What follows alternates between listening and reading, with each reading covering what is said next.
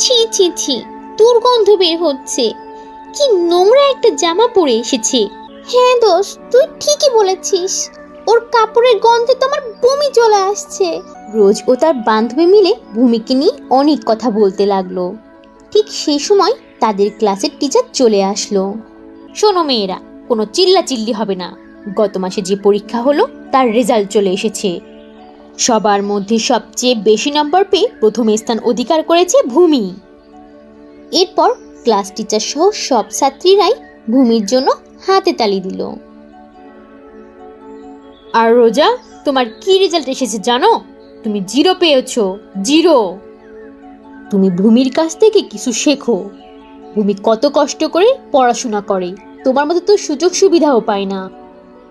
আজ ওই ফকিনীর বাচ্চার কারণে আমাকে কত কথা শুনতে হলো। চ্যানেলটিকে সাবস্ক্রাইব করে দাও।